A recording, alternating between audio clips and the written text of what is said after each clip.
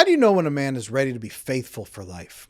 Or if he's even capable of being faithful for life? Or is it true that cheating is just to be expected from men and that all men are cheaters eventually?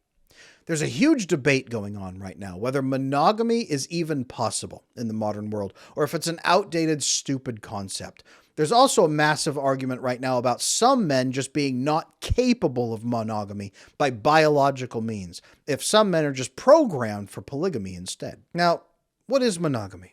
It is a lifelong marriage bond between one man and one woman who will be faithful forever, so that they do not have any sex with anybody outside of that union. I'm here to tell you today that many men, maybe about 25% of men, are struggling with the concept of monogamy for a very specific biological, neurological reason. We're going to talk about that extensively in this video today.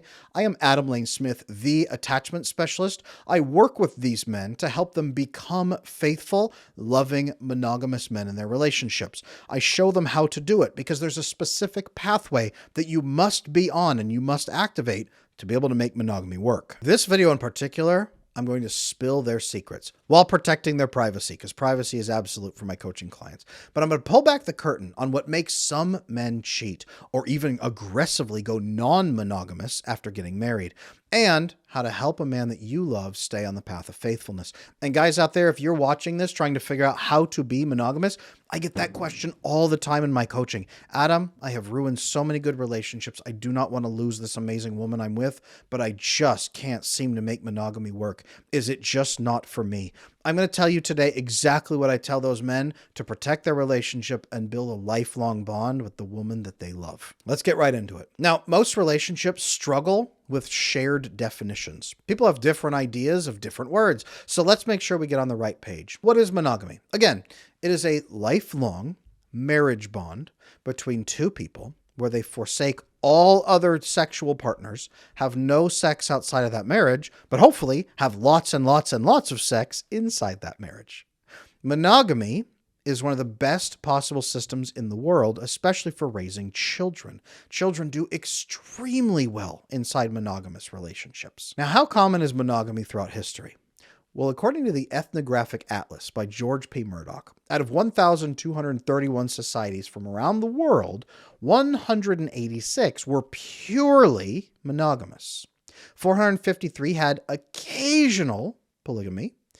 588 had more frequent polygamy. And 4 had polyandry, meaning multiple husbands.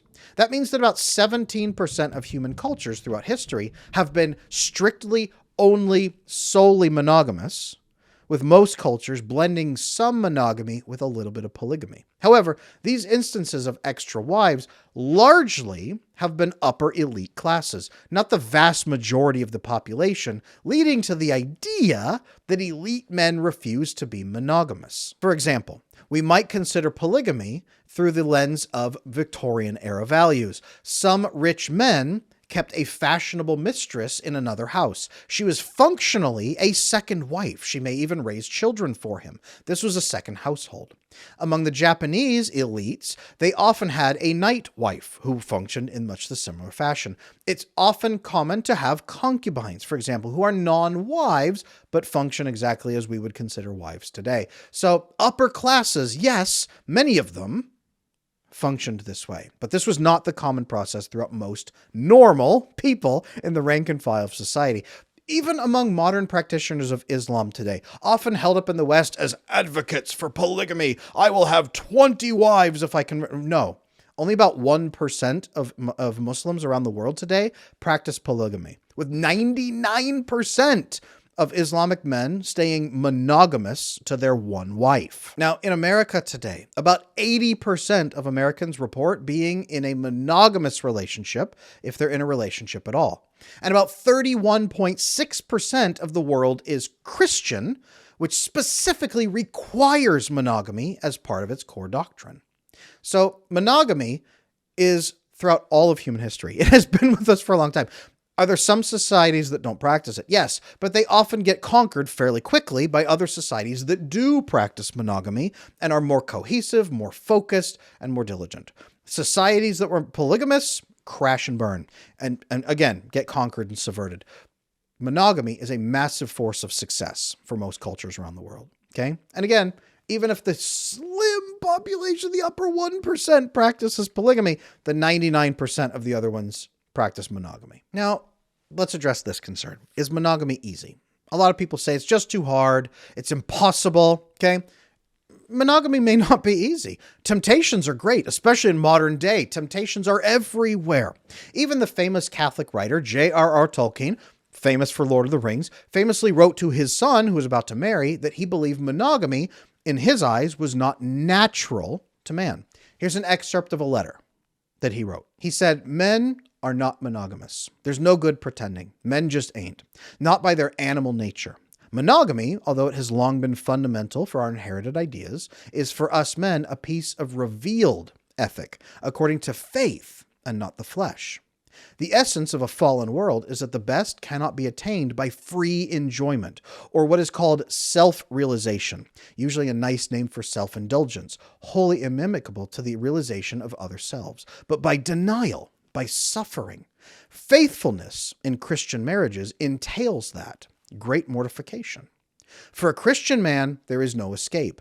Marriage may help to sanctify and direct to its proper object his sexual desires. Its grace may help him in the struggle, but the struggle remains. It will not satisfy him, as hunger may be kept off by regular meals. It will offer as many difficulties to the purity proper to that state as it provides easements.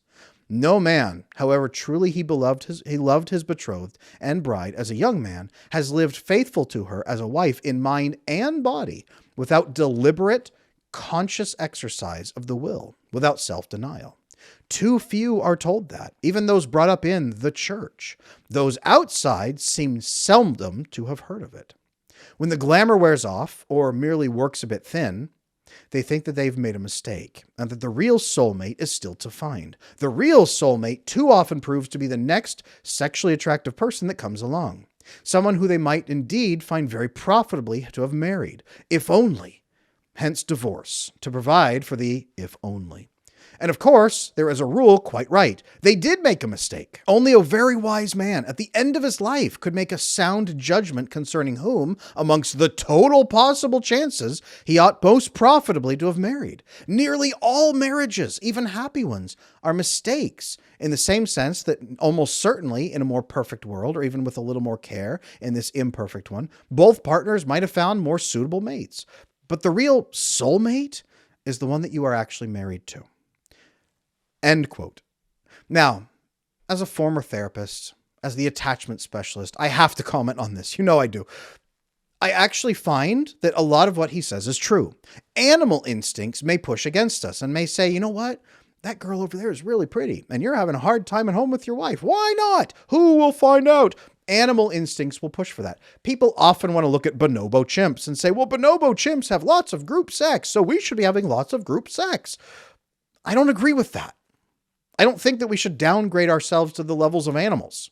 Bonobo chimps also beat each other to death. Chimpanzees beat each other to death right there for fun. I don't think that we should be doing that. There's many things that animals do that we should not. So we shouldn't simply say, this is normal, let's do it. This is a natural feature that animals engage in, so we may be naturally tempted. Yes, we can say that. We can say that monogamy may be difficult at times because those animal features of us, our flesh, may want to commit those acts against monogamy. Yes, we can say that. But to say this is impossible because animals do it, no. I also know, through the works of Dr. Sue Carter at the Kinsey Institute, that oxytocin bonding, that serotonin connection, vasopressin bonding, these things are phenomenally important for building a healthy, loving, successful marriage, a monogamous marriage. I know that through my 15 years of marriage myself. I know that through my years as a licensed marriage and family therapist, now as the attachment specialist. I know these things because I've seen them, I've lived them, I've seen the research play out in real life. We have millennia of data to look back and say what were the best marriage formations, what were the best marriage pieces for couples, for kids, for society. And again, we keep coming back to monogamy. It's baked into us at a neurological, biological, hormonal, chemical level. None of this is to say that monogamy is impossible or undesirable at all. Yes, monogamy is hard, you guys. There's times where it is. Monogamy is a challenge, though. It requires continuous, diligent effort from even the best of men. It's hard not to beat people to death. It's hard not to get angry and shoot somebody. Sure, we should resist that temptation. It's hard not to manipulate people. Sure. It's hard to resist the temptation to eat nothing but ice cream every day for every meal. Yeah, sure. You're right. It's hard to resist the urge to binge drink into oblivion and black out. Yeah, I can understand that. I can understand that there's times where temptations hit pretty tough. Absolutely. Should we give in to all of those temptations because chimps would do it? No. Monogamy is a challenge to rise to, you guys. It does include a sacrifice, primarily for the sake of the wife and children, for stability for them. Yes, men, it does require a sacrifice from you. Possibly, it could require a sacrifice from you for religious reasons. Again, 31.6% of the world is Christian. There's a giant portion that's also Muslim, right? There's a giant portion of various other religions that do encourage monogamy. Monogamy is a gigantic portion of the world right now, and many people have religious reasons to follow it, or consequences if they violate it. There's also a tremendous number of benefits, you guys, in monogamous relationships. Number one, the rates of STDs collapse into the ground. You can't really have STDs in a fully monogamous society. That's really not how it works. Establishing that expectation of monogamous behavior on both sides. Guys, what is the benefit of having your wife never sleep with anybody else? Well, you only raise your own children. That's one massive biological benefit. I hope, guys out there, that you've considered that. Monogamy, making sure that you have a wife who is diligently faithful and really supports monogamy on both sides, helps protect you from paternity fraud. Did you know that paternity fraud is increasing? It's getting worse, not better. Monogamy also has tremendous health benefits, emotional benefits, financial benefits. Financial stability goes way up. Guys out there, can any of you support 4 households right now? A lot of guys imagine, in polygamy, I'll just have 4 wives sleeping with me in one bed. It'll be fantastic. Everybody will be happy. That's not really how it works, you guys. Have you ever studied any of the polygamous structures throughout history? Women tend not to do very well living alone in the same house as your various collection of sexual maids who just sit there and clean and cook for you and polish your trophies and your gun cases. They don't do that. That's not how it works. It's not slavery. Typically, in most monogamous structures around the world right now, you have to have a different house for each one of them, and they tend not to get along. And throughout history, you have to decide, okay, which one is the prettiest? I will sleep with her. And the other wives are furious because you've now called all of them ugly. And then what about passing on money to your children, an inheritance? Who's going to fight over that? Have you noticed how a lot of polygamous structures around the world, as they exist, the kids literally murder each other for money and power and prestige? Have you ever seen that? Imagine your children murdering each other for the inheritance that you are divvying up among them. Now, can this happen in monogamous marriages with kids who have single parents? Yes, but it's so much easier in divided structures where the parents are raised to hate and the kids are raised to hate the members of other groups because they're all now vicious rivals. There's a lot of reasons monogamy will tear people apart. But guys, just be real. Can any of you maintain 4 relationships? Do you guys have a hard time maintaining one relationship in the modern world? You guys, I'm sorry, but you're not built for a monogamous structure where you're actually raising families. Maybe you can spin plates, as the red pill guys say. You live in New York City and you're just sleeping with a couple girls and you pretend that it's all good and fine and it's fun right now. But can you imagine actually trying to raise families with 4 different women in 4 different households? Probably not going to work for you. Is it possible? Maybe for some guys, but we can establish here that monogamy may not be easy for men. Okay.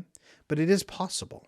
Under some conditions, it's desirable, even for the conscious male mind, to decide that this is the right course of action. I did. I've been in a monogamous relationship for 15 and a half years. 15 and a half years. I have 5 children. I know they're all mine. So when we look at brain chemistry, for example, of securely attached men, we see that monogamy is based on the proper balance of hormones and neurotransmitters, coupled with healthy bonding behaviors. Oxytocin flow, much easier to get when you have one partner to really fully bond with, and you can really deepen that relationship. When you take saliva swabs from monogamous couples in year 3, 4, 5, and they are happy together, their oxytocin levels are off the charts. Their GABA levels are off the charts. GABA suppresses cortisol. This is why the research indicates again and again and again that monogamously married couples are some of the happiest human beings on the planet. They're the happiest people in almost every society. Happily married people are the happiest people in America. The research shows this again and again and again. So under what conditions can a man keep this challenging setup? And under what conditions will a man struggle? In other words, what makes monogamy easier? Monogamy requires a specific brain chemistry to make it easy. Oxytocin bonding, for example. You need to be able to open and receive full oxytocin with your wife. A lot of guys have no idea what their wife offers, so they just think women are for sex and dopamine. So they say, well, I'm going to show up and have sex, dopamine. Yeah, I could probably use 3 or 4 women for that. I just kind of rotate them around, have some fun. No! Oxytocin bonding, intimacy, holding hands, taking walks, good conversation. You're designed for oxytocin. It improves your immune system. It improves your cortisol reduction. It improves your brain function. It allows you to rest. It prevents burnout. It does all kinds of good things for you to make you more productive. Vasopressin bonding is really important. You need to be able to solve problems with a loving partner. And then your brain says, wow, this person is my ally. I can work with them to solve problems. A lot of men, we'll talk about why men struggle later on in chemical relationships, but a lot of men don't get that. So a man needs to be bonding with her vasopressin-wise and solving problems with her. And oxytocin-wise, really building those intimate connections. He needs to have serotonin flowing, that contentment, that positive association. He feels content and at rest through great conversation. These are created through conversation, through bonding, through intimacy, through laughing, through having sex as an experience together instead of sex as a quick dopamine release or sex as a quick hit to take the edge off. When these are present, oxytocin, serotonin, vasopressin, GABA, when they're present, sexual straying diminishes to incredibly low risk of any cheating. Okay? It is vastly important to have the right brain chemistry. And to do this, you have to have secure attachment. But there is a brain pattern that makes monogamy extremely difficult. It's called the cortisol dopamine pathway. Okay? The cortisol dopamine pathway. If you are on this, your life is endlessly stress. Cortisol. You can never relax. Your brain is always buzzing. You're always ready for that next thing. You have to keep going. You have to keep pushing. You're never at rest. You're always tracking risk. You're always aware of the next problem. There's always something right there. You can't stop. You are always stressed out. And the only thing that brings you relief is dopamine, a quick hit, sugar, porn, video games, spending money, making money, quick hit. Quick hits are the only things that really fulfill you in any way. And they just take that edge off. Alcohol can also bring you down. Dopamine. You can't relax enough to get oxytocin. It blocks the reception of oxytocin, you guys. It blocks it so you can't relax into a moment and ease into it. So even if other people are bonding to you, you won't bond with them. You won't solve problems with other people. You're going to think they're a problem to be solved. So you're going to push them out of the way, solve it yourself, get away from them, solve it yourself, then come back and say, I did it. So you won't vasopressin bond. Men have more receptors for vasopressin than women do. Women have them too, but men have more so that we can bond through solving problems. If you aren't doing that, you aren't bonding. And if you're not open in conversation, connecting, sharing, having those experiences, you're probably not getting much serotonin either. So you're scraping the bottom of the barrel, pushing a fitness routine to get the bare scraps. And if you don't go to the gym, you're a devastated wreck the rest of the day. If you don't have any of this, why on earth would you be monogamous? You're going to say, I'm just stressed all the time. I have a person who's demanding things of me. They take all my money. They take all my time. I'm never happy. I can never rest. And they stop me from going out and binging dopamine with other sexual partners on Tinder. I could get someone right now. And it makes perfect sense to never be in a monogamous relationship because all it will do is suck your ability to live and suck your ability to manage your stress. But that dopamine becomes all that's left. You're cycling endlessly on it and you need more and more and more and more and new and new and new and new. Novelty dopamine wears off after 5 months in a relationship.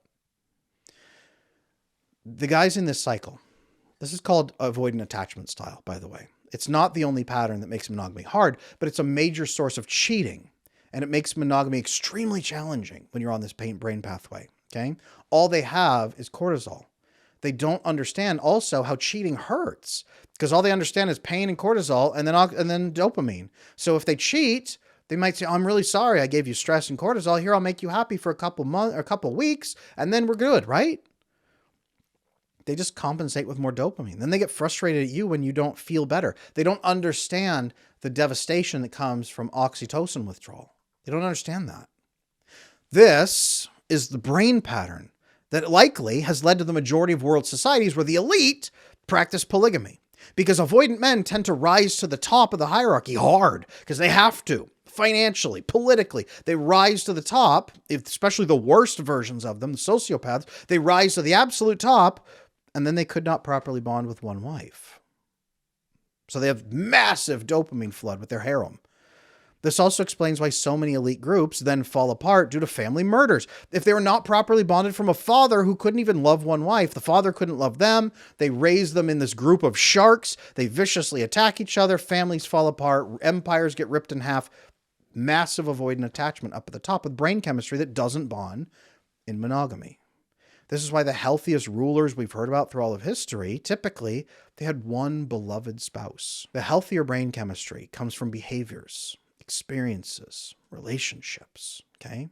Vasopressin bonding. A couple should be vasopressin bonding. This is one of the biggest indicators of actually long-term health and staying together as a couple. Vasopressin bonding by solving challenges. You can do jigsaw puzzles at the lowest level of it. Go to escape rooms.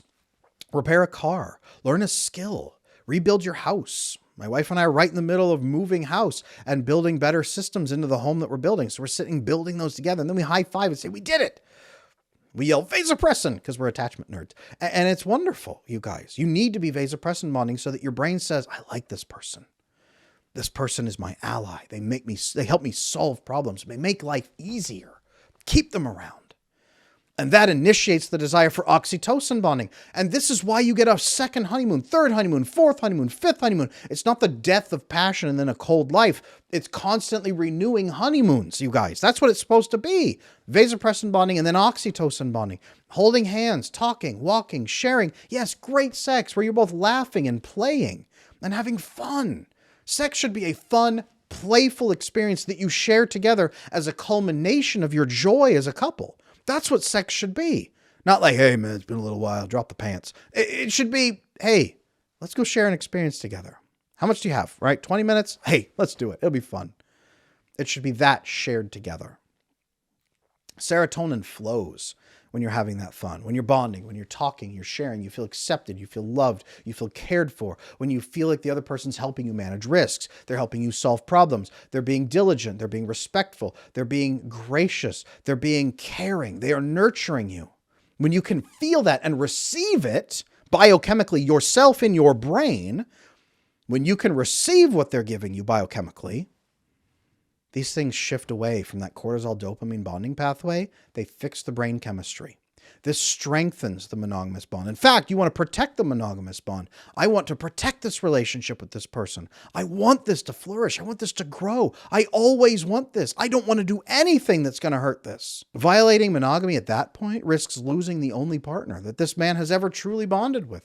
So they're unlikely to gamble on a random new partner. This is why when I help avoidant men in my coaching and I say, this is the proper monogamous bond, let's build this together. They're like, after 2 or 3 sessions working together with me and their partner in couples coaching, they're blown away by how good it feels.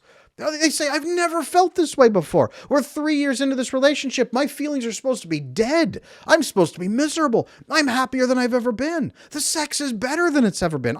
How could this be? And I say, man, you're only scratching the surface. It gets so much better from here. Wait until 2 years from now when you have 5 times the amount of joy you have right now. You're building long-term sustainable fulfillment, fruitfulness, and joy as a couple. Wait and see. Now, men out there, avoidant men, I'm sure you're watching. And ladies who love avoidant men, that you're taking frantic notes. You're like, this is why this is happening. All of you out there who are having that moment. I have built a system that helps avoidant men and their partners achieve all of these changes and help make monogamy easy, okay, through proper bonding, proper attachment, proper brain chemistry. It's called the How to Love an Avoidant Man video course. I'm going to link it down below in the description. It's also available on my website, adamlanesmith.com, under the courses tab. Check there, or shoot me an email, support@adamlanesmith.com. Ask me your questions. Let's find out if that course is the right fit for you, or if maybe you need couples coaching. But you can get this. You can make monogamy so easy and so fulfilling. Monogamy is hard. There's no way around that truth. There's going to be times where it's difficult. Even a diehard famous Catholic like Tolkien taught his son how hard monogamy would be. But he also taught him that it's the pathway to truest fulfillment. It's the pathway to the deepest love, the deepest connection, the deepest bonding. It has massive benefits. Monogamy can also be made so much easier, you guys. So guys, don't seek the easy way out. Men don't seek easy ways out. Men do hard things that bring great benefits. And for me personally, monogamy has been an excellent investment for the benefits that I've enjoyed, and I still enjoy very much. That's why I have 5 kids. Brain chemistry and your relationship, they mean everything in facing this challenge. So if you're a man out there struggling with monogamy, or a woman with a partner, and you want to help him stay faithful, check out that How to Love an Avoidant Man video course. Watch it together. Talk about it. That will begin the Vasa, Preston bonding and oxytocin pathways. That will help you build successful monogamy, even just going through the course. And emotional intimacy is extremely important for that monogamy. But most people, I'll be honest, most people have no idea what I even mean when I say emotional intimacy. So check out this next video. The next video is called What is Emotional Intimacy? Watch it here on my channel. I'll see you in there.